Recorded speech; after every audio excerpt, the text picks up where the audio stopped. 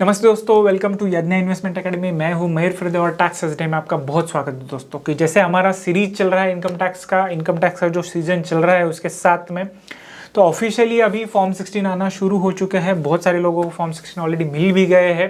तो एक्चुअल में अभी इनकम टैक्स का जो फाइलिंग है वो शुरू होगा। तो हमारे इसके आगे के वीडियोज़ देखना मत भूलिए दोस्तों, कि जिसमें हम एक्चुअल में पोर्टल पे जाके देखेंगे कि ITR फॉर्म्स कैसे भरते दोस्तों। बट उसके पहले आज का हमारा जो टॉपिक है वो है कि एडिशनल ITR फॉर्म्स, यानी एडिशनल फॉर्म्स, यानी कि जो हम ITR के फॉर्म्स देखते हैं, जैसे कि हमने लास्ट वीडियोस में देखा ITR 1 कौन भरता है, ITR 2, ITR 3, ITR 4। तो इस हिसाब से तो ये छोड़ के, यानी ये जो मेन फॉर्म्स छोड़ के कुछ आपको एडिशनल भी फॉर्म्स भरने पड़ते हैं। इनकम टैक्स फॉर्म्स भरने पड़ते हैं, जिसको स्टैट्यूटरी फॉर्म्स वगैरह भी इनकम टैक्स के लैंग्वेज में कहा जाता है। तो वो क्या होते हैं, ये क्यों हमें भरना चाहिए, ये कहाँ से अवेलेबल होते हैं, अगर ये जो एडिशनल फॉर्म्स है अगर ये हमने नहीं भरे तो क्या होता है दोस्तों। तो इसके बारे में तो ये काफ़ी इंटरेस्टिंग और काफ़ी इंपॉर्टेंट वीडियो होने वाला है कि ITR फॉर्म्स के साथ में और भी एडिशनल कुछ ITR फॉर्म्स हमें भरने पड़ सकते हैं दोस्तों।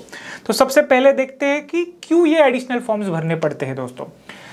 ये क्या होता है कि कुछ जो ITR फॉर्म, कुछ जो एडिशनल फॉर्म्स है ये है रिलेटिंग टू आपके टैक्स डिडक्शंस के बारे में। यानी अगर आपने ये ITR के फॉर्म्स के साथ में अगर ये फॉर्म्स नहीं भरे तो आपको कुछ टैक्स डिडक्शंस नहीं मिलेंगे। उसके बाद में सेकंड है कि अगर आपको अदर डिफरेंशियल टैक्स रेट लेना है तो उसके लिए ये फॉर्म्स होते हैं।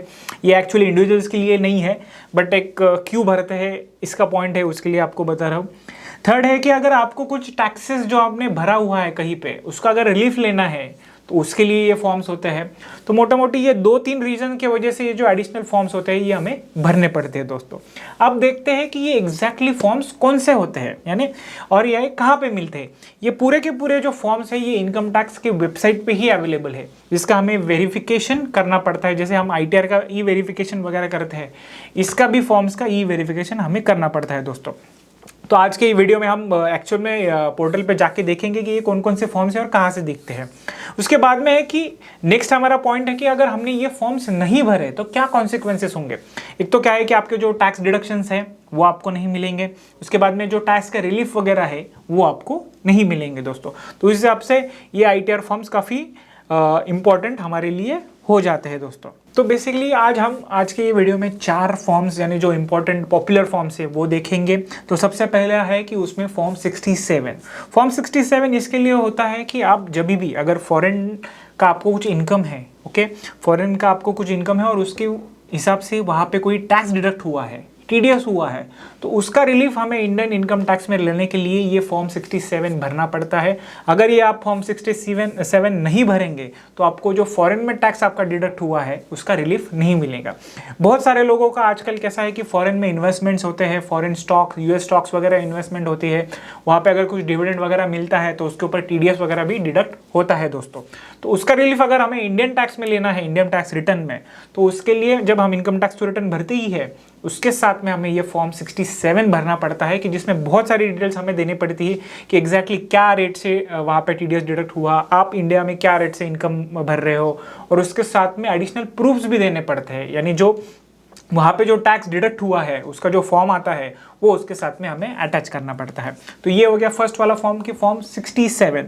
उसके बाद में है फॉर्म 10IA, जो जिसके लिए मतलब ये किसके लिए है कि अगर आप कुछ डिडक्शन ले रहे हो अंडर सेक्शन 80DD या फिर 80U, यानी जो डिसेबिलिटी के लिए जो deduction specifically income tax department ने दिए हुए हैं। अगर आपको कुछ मेडिकल डिसेबिलिटी है और मतलब परसेंटेज के हिसाब से उसमें डिडक्शंस है कि डिसेबिलिटी 40% है, 80% है, तो क्या है, तो उस हिसाब से अगर उसका कोई आपको रिलीफ लेना है तो आप जब इनकम टैक्स रिटर्न में सेक्शन 80 में ये जो डिडक्शंस लेते हो तो उसके साथ में एडिशनली इनकम टैक्स रिटर्न भरने के साथ में आपको ये फॉर्म्स भी भरने पड़ते हैं, जो है form 10IA for claiming deduction under section 80DD या फिर 80U, यानी डिसेबिलिटी वगैरह के रिलेटेड।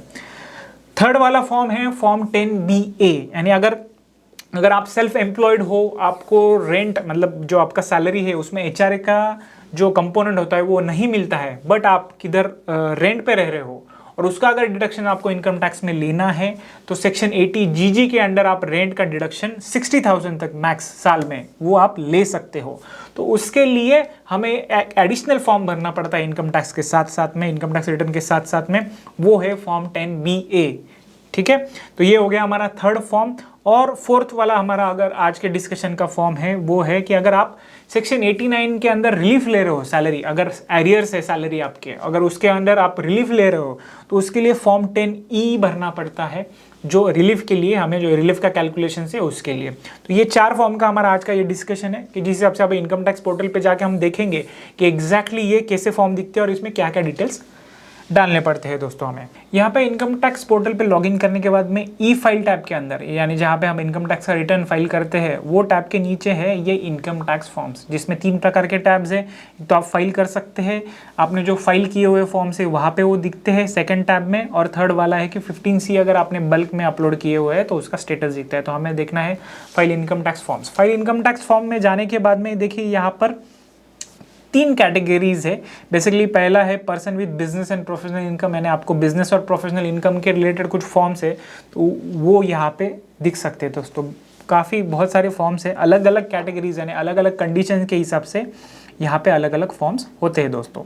सेकेंड वन है person without business and professional income, okay, जिनको बिजनेस और प्रोफेशनल इनकम नहीं है उनके लिए फॉर्म्स होते हैं। एंड थर्ड वाला है person not dependent on any source of income, यानी सोर्स ऑफ इनकम यहाँ पे रिलेवेंट नहीं है, बाकी सब चीज़ें यहाँ पे है दोस्तों। तो बहुत सारे लगभग 50-100 फॉर्म्स यहाँ पे रह सकते हैं दोस्तों। अगर इसमें भी आपको कन्फ्यूजन है तो डायरेक्टली आप यहाँ पे फॉर्म जाके यहाँ पे ऊपर सिलेक्ट कर सकते हैं, सर्च कर सकते हैं। ये देखिए मैंने सर्च किया 67 तो आ गया। तो सबसे पहला हमारा डिस्कशन था form 67, statement of income, double taxation relief, statement of income from a country और specified territory outside India and foreign tax credit. तो इसके लिए फॉर्म 67 भरना पड़ता है दोस्तों।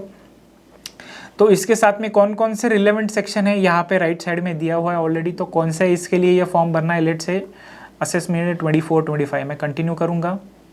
उसके बाद में क्या क्या डॉक्यूमेंट्स उसके साथ में चाहिए ये भी यहाँ पे दिया हुआ है कि एक तो क्या है कि statement of foreign income offered to tax, foreign tax deducted और पेड ऑन सच इनकम, यानी एक तो कहा कितना इनकम आपको वहाँ पे मिला है यानी स्टेटमेंट उसके लिए चाहिए।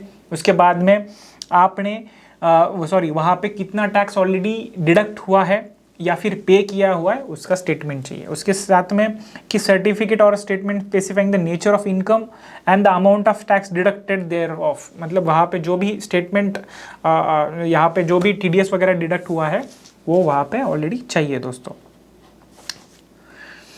ओके, यहाँ पे इंस्ट्रक्शंस भी है और उसके बाद में आपने कैसे भरना है उसका चीज़ें भी यहाँ पे। तो लेट अस गेट स्टार्टेड करने के बाद में यहाँ पे part A, B, verification, attachment, ऐसे 4 पार्ट है। तो हर चीज़ में जाके आपको ये डिटेल्स आपकी वहाँ पे भरनी है दोस्तों। ओके,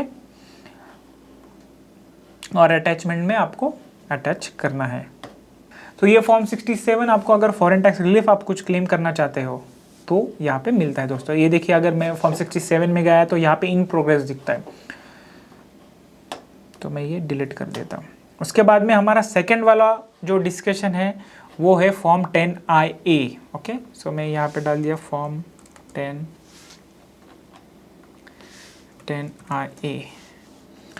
ये देखो form 10IA, certificate of medical authority for certifying person with disability, several disability, autism, बाकी सब चीज़ों जो यहाँ पे है। उसके बाद में मैं यहाँ पे सिलेक्ट करूँगा document list to help you file faster, यानी सर्टिफिकेट फ्रॉम मेडिकल अथॉरिटी, यानी जो भी मेडिकल अथॉरिटी है उनके पास में से सर्टिफिकेट आपको चाहिए रहेगा यहाँ पे अपलोड करने के लिए। ओके, सो ये जैसे मैंने आपको बताया कि स्टार्टिंग में ही यहाँ पे जैसा हम इनकम टैक्स रिटर्न के लिए वेरिफिकेशन करते हैं इसका भी वेरिफिकेशन करता है। तो देखिए यहाँ पे सर्टिफिकेट नंबर डालना है, कौन से डेट का सर्टिफिकेट इशू किया है वो है, नाम है, कौन सा इंस्टीट्यूशन है या फिर गवर्नमेंट हॉस्पिटल है जिसने ये वेरीफाई करके दिया है कि ये पर्सन डिसेबल है, तो उसका डेजिग्नेशन क्या है, यानी जो आदमी है उसका एग्जैक्टली कौन है, जो उसका डेजिग्नेशन क्या है। तो उस हिसाब से बाकी सब एड्रेस वगैरह है, उनके क्या क्या सब चीज़ें हैं, उनका बाद में वापस री एग्जामिनेशन कब है वगैरह सब चीज़ें, और यहाँ पे अटैच फाइल करना है जो कि आपका मेडिकल का वो सर्टिफिकेट है। अब देखते हैं फॉर्म 10E। फॉर्म 10E किसके लिए होता है? ये फॉर्म 10E होता है for claiming relief under section 89। अगर आपको सैलरी आइरियर्स वगैरह कुछ है गवर्नमेंट के तरफ से, या फिर कोऑपरेटिव सोसाइटी, लोकल अथॉरिटी वगैरह किसी के पास में से जो आपका आइरियर था सैलरी का वो मिला है, तो उसके अगर आप कुछ रिलीफ लेना चाहते हो तो ये फॉर्म 10E भरना पड़ता है दोस्तों। इसमें भी काफ़ी बहुत सारे डिटेल्स होते हैं जो कि हम अलग अलग वीडियोस में इसमें देखेंगे, बट ये फॉर्म हमें भरना कंपलसरी है। अगर ये हमने फॉर्म भरा नहीं तो हमें ये जो 89 का रिलीफ हमने या फिर कौन सा भी डिडक्शंस वगैरह हमने जो लिए हुए हैं वो हमें इनकम टैक्स ग्रांट नहीं करेगा, और जो भी बचा हुआ टैक्स है वो हमें इनकम टैक्स को भरना पड़ेगा दोस्तों। तो इस हिसाब से ये सब अलग अलग फॉर्म्स होते हैं।